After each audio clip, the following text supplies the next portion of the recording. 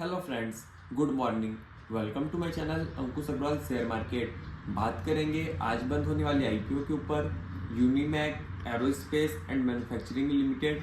तो समझते हैं कि सब्सक्राइब करना चाहिए कि अवॉइड करना चाहिए और की डिटेल्स जो भी कंपनी के उसके ऊपर बात करेंगे।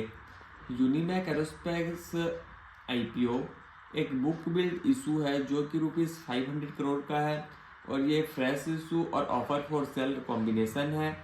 फ्रेश इशू है 250 करोड़ का और ऑफर फॉर सेल है 250 करोड़ का। कंपनी का आईपीओ का इशू स्टार्ट होता है 23 दिसंबर, जो कि क्लोज होगा आज 26 दिसंबर। और मिनिमम इन्वेस्टमेंट है रिटेल शेयर होल्डर के लिए, वो है ₹14,915 और लॉट साइज है 19 शेयर के 1 लॉट साइज। बात करते हैं आईपीओ के रिजर्वेशन के ऊपर, तो एंकर इन्वेस्टर को मिला है 29.91%, क्यूआईबी शेयर्स को 19.94%, एचएनआई को 14.96%, जिसमें बिग एचएनआई को 9.97% और स्मॉल एचएनआई को 4.99%। रिटेल शेयर्स को मिला 34.89%।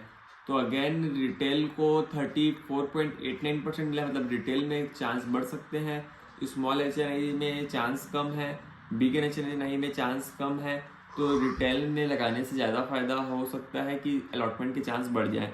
बात करते हैं और अदर की डिटेल्स की, तो कंपनी के जो प्रमोटर हैं उसमें अनिल कुमार, पी रामकृष्ण कामज्वाला, मनी, रजनीकांत बलराम, प्रीथम एसवी, ये सब कंपनी के प्रमोटर्स हैं। जो कि उनका प्री होल्डिंग इशू है वो है 91.83, जो कि पोस्ट इशू में कम हो जाएगा। अब समझते हैं कि कंपनी करती क्या है। तो कंपनी 2016 में बनी है। कंपनी का काम मैन्युफैक्चर करना complex tools like mechanical assemblies, electromechanical systems और component of aerospace and air frame production. Basically समझा जाए तो कंपनी एरोस्पेस एरो इंजन के लिए मशीन बनाती है और जो भी मैकेनिकल सामान रहते हैं कंपनी वो बनाती है एरोस्पेस के लिए। तो ये सब कंपनी के काम है। लेकिन समझते हैं कंपनी के फाइनेंशियल्स के ऊपर।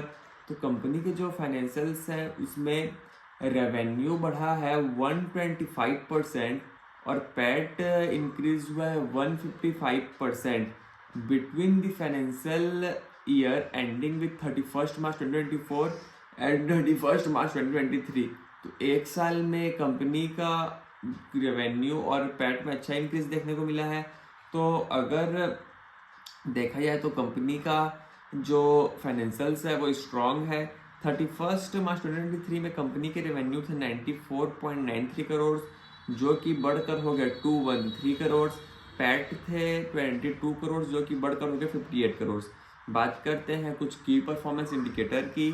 ROE 53.53%, ROC 54.36%, डेट पर equity 0.32, return on net worth 53.53, PAT margin 27.85 और प्राइस टू बुक 31.77।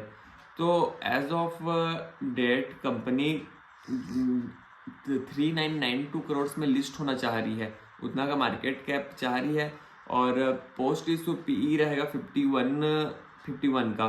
तो समझते हैं और कि कंपनी जो ऑफर फॉर सेल कर रही है और जो फ्रेश इशू कर रही है, तो फ्रेश इशू में कंपनी करेगी क्या?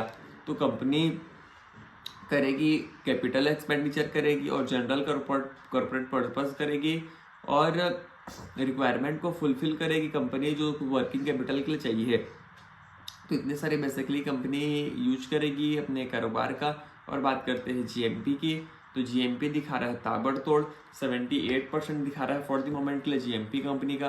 तो देखना ये पड़ेगा कि कंपनी को तो अच्छा रिस्पॉन्स मिल रहा है आईपीओ को, लेकिन देखना यह पड़ेगा कि अलॉटमेंट लग पाती है, क्योंकि इतना हाई सब्सक्रिप्शन होगा जीएमपी के चलते। और एक छोटा इशू है 500 करोड़ का। तो फॉर द मोमेंट के लिए रिटेल इन्वेस्टर का 11 टाइम्स सब्सक्रिप्शन हो चुका है, स्मॉल एचएनआई का 21 टाइम्स, बिग एचएनआई का 8 टाइम्स और एनआईबी का 12 टाइम्स, क्वालिफाइड इंस्टीट्यूशंस का 4.89 टाइम्स। तो सब्सक्रिप्शन तो एकदम हायर देखने को मिलेगी। तो देखते हैं क्या होता है। यहीं तक रखते हैं, हम शाम की फिल्म लगाते हैं। तब तक थैंक यू।